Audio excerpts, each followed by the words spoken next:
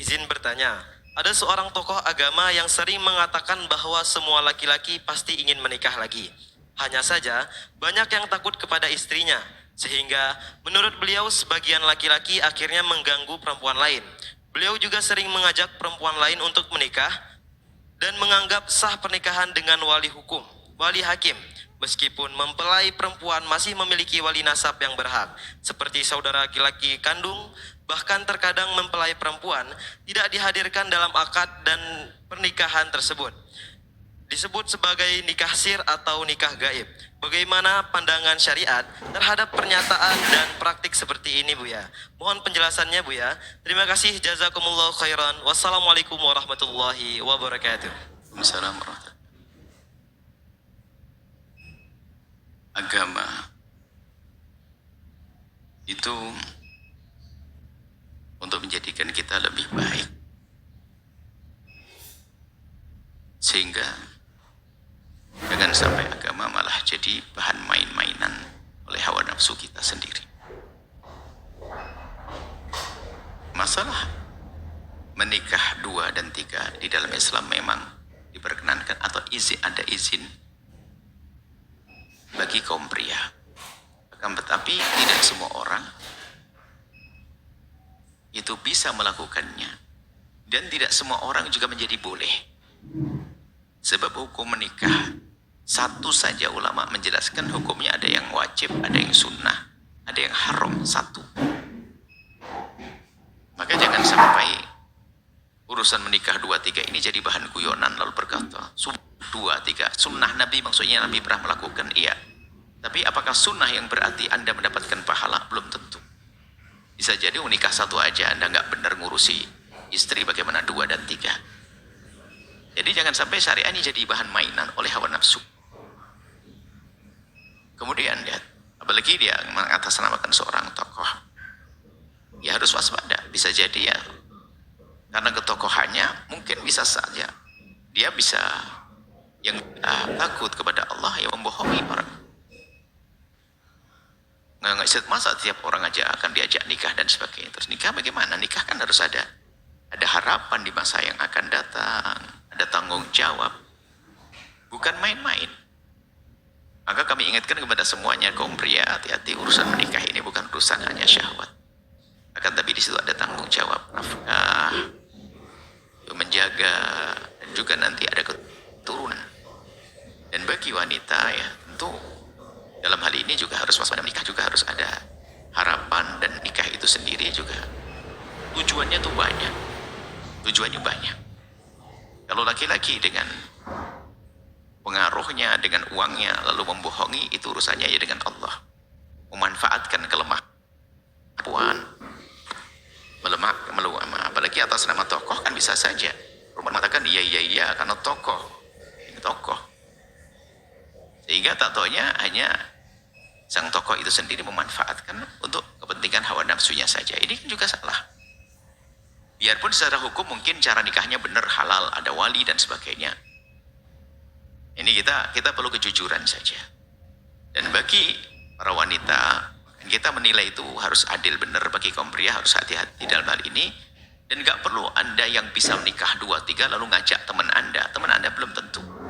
Dan tidak usah menjadikan hukumnya sama kayak tadi. Semuanya pasti pengen, belum tentu. Ada seorang laki-laki juga setelah biarpun disuruh menikah juga nggak mau. Ada kok.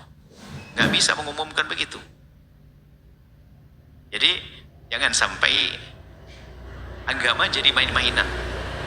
Sementara diizinkan yang nikah 1, 2, 3 ini adalah untuk sebuah solusi permasalahan-permasalahan yang ada. Jangan sampai itu dilakukan untuk membuatkan problem baru. Itu baik. Ini masalah pernikahan, kaum pria jangan main-main. Dari kaum wanita juga jangan dikit-dikit, saya nggak mau urusan itu dan sebagainya. Bukan, nggak usah dibahas deh. Laki-laki nggak perlu sama istrinya dikit ngomong, aku mau poligami dan sebagainya. Kok jadi pernikahan sama temannya dikit, Ustaz, mobilnya 2, istri cuma 1. Loh, kok pernikahan jadi bahan guyonan? Nikah 2-3 jadi bahan guyonan apa? Kalau memang punya hajat menikah, sudah waktu menikah dan memang mampu dan seterusnya, ini nggak perlu pakai memprovokasi yang lainnya untuk melakukan itu. Yang lain belum tentu mampu dan belum tentu punya hajat untuk menikah 2-3. tolong syariat tetap diagungkan syariat ini. Jadi yang masuk surat syariat adalah pelaku-pelaku poligami. Biasanya menikah dengan seorang perempuan ini adalah kemudian setelah menikah perempuannya sudah nggak terlalu dibikin kesel dia agar minta cerai, nanti ganti lagi. Menikah dia bikin kesel, jarang dihubungi. Nah, nanti biar marah, hati-hati. Ini kan trik-triknya orang. Semuanya ada hitungannya dengan Allah, harus ada kejujuran di sini. Kejujuran, baik ya. Untuk wanita, dan kita pun juga tidak bisa memukul rata wanita tentang cara pernikahannya. Yang penting halal itu ya benar. Tapi himbauan kami adalah wanita kalau menikah tentu di situ ada. Ya tentu wali, kalau hanya sekedar menghalalkan pernikahan itu gampang. Lebih dari 2 marhalah nanti bisa dinikahkan oleh hakim atau siapa saja. Istilah muhakkam tahkim. Jadi penghalalan itu beda dengan tujuan pernikahan yang benar. Kalau sekedar menghalalkan gampang. Dan nikah kan bukan asal halal.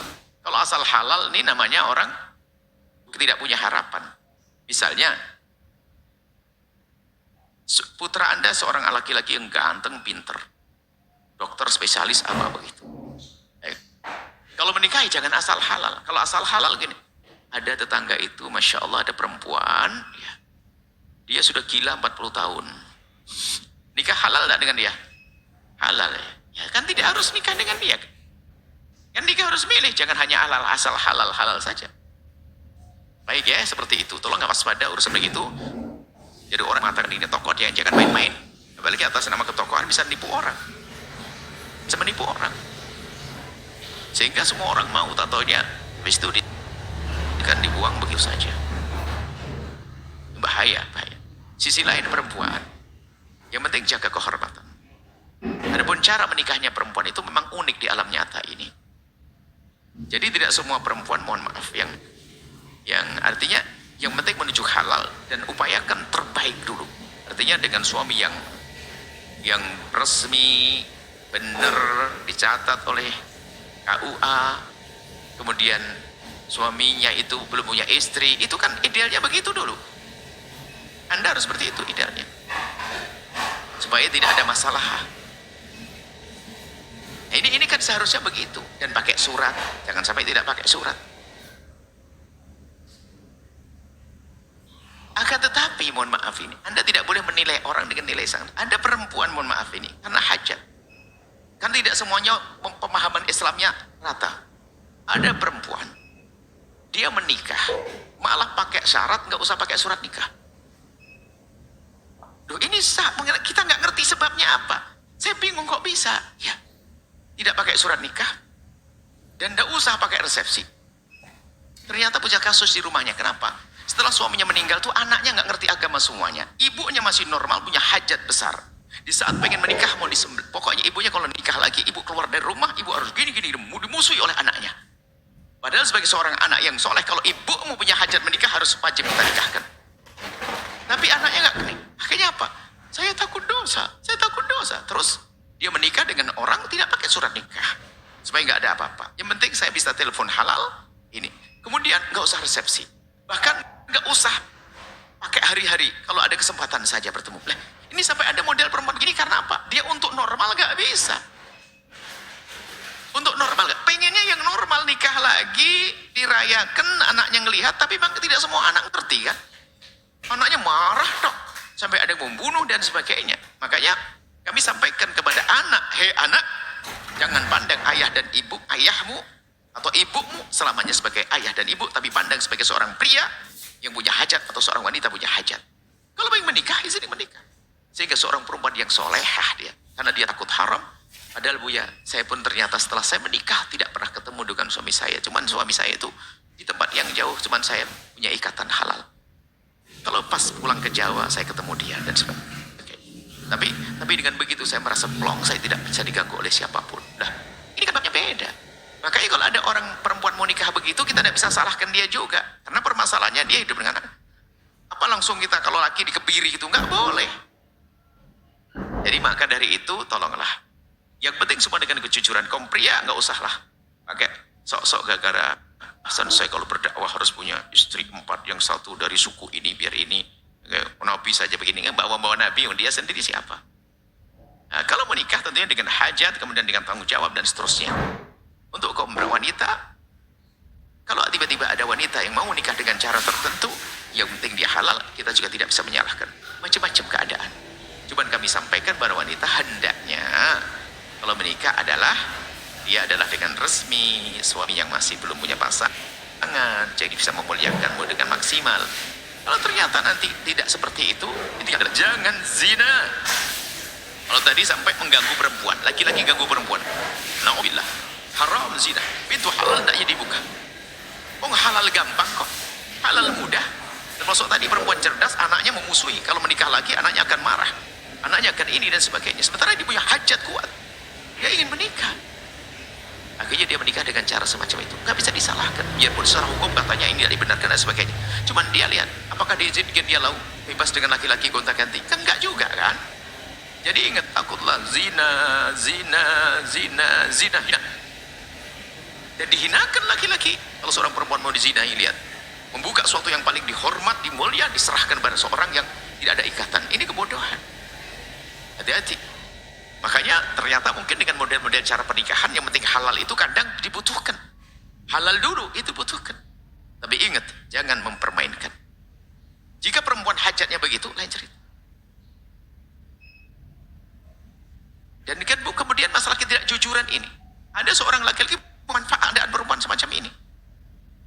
Ya nggak boleh memanfaatkan, tapi kan saling tolong menolong sah saja.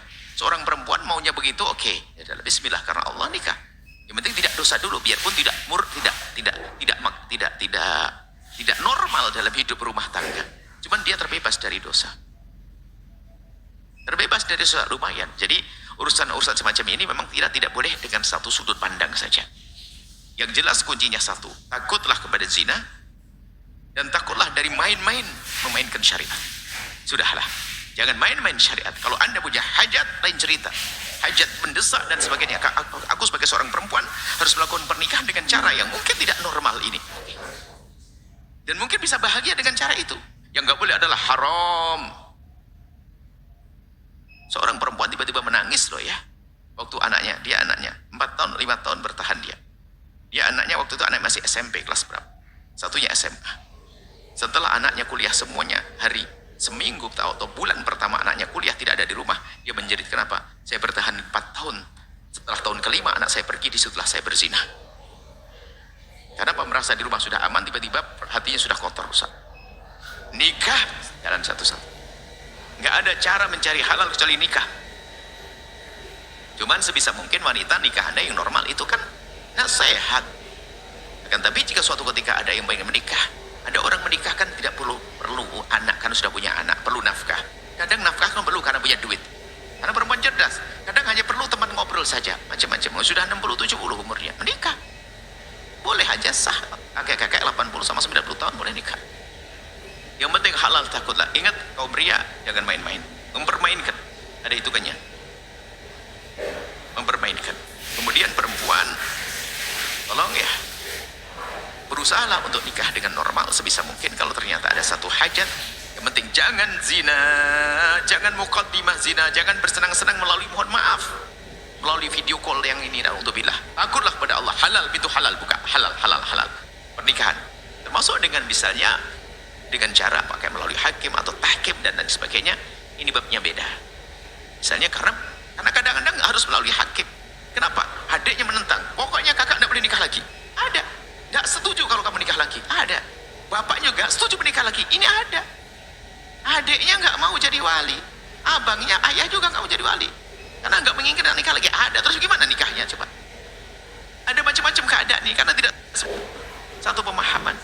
Tapi kalau kuncinya sudah jelas, yang penting tidak boleh masuk zina. Laki-laki tidak boleh masuk mempermainkan. Selesai. Zina dan perempuan. Dan juga mohon maaf, laki-laki berani nikah lagi juga gara-gara perempuan bisa jadi. Nah, ini permasalahan. Kalau sudah tujuannya nggak baik, sudah jelek, perempuannya menggoda dan sebagainya, alasannya ya nanti gak apa-apa, nggak usah didatangi sebulan sekali dan sebagainya ini. Setelah itu nuntut dan berakhir. Padahal laki-laki mula-mula nggak mau mencoba menikah lagi, cuman karena ini dipamerin gampang, nanti ini akhirnya jadi mau. Anda sebagai perempuan jujur juga dong, tujuanmu harus karena Allah. Kalau memang urusan memenuhi syahwat saja karena Allah, sah. Biar saya tidak masuk zina, tapi jangan berbohong juga. Itu saja ya. Salah begini memang harus waspada hati. Ternyata kita bisa menilai satunya. Saya ketemu dengan perempuan macam-macam model. Tapi yang paling selamat tetap dia takut zina, takut haram. Kenapa saya melakukan begini? Takut haram. Kenapa nikahmu kok tidak normal? Kita tegur. Bikin surat. Gak mau Buya, saya gak bisa. Kenapa? Karena anak saya adalah, kalau dengan saya akan dibuang dari rumah. Saya akan kehilangan anak kalau saya menikah. Saya tidak mau kehilangan anak. Subhanallah, macam-macam keadaan. Tapi kuncinya selagi kita takut kepada Allah. Jangan main-main urusan haram, zina. Perempuan direndahkan, dizinai. Bayangkan, saya cemburu betul kalau perempuan dizinai. Dibuka, laki-laki menodai. Apalagi kaum laki-laki tadi ada suka goda. Jangan goda, tanggung jawab. Goda halal. Mencari goda-goda, merayu dan sebagainya. Ini majelis mulia. Ayo muliakan wanita. Muliakan wanita. Muliakan wanita. Allah alam bismillah. Setelah Anda menyaksikan video ini, jangan lupa berselawat kepada baginda Nabi Muhammad sallallahu alaihi wa alihi wasallam.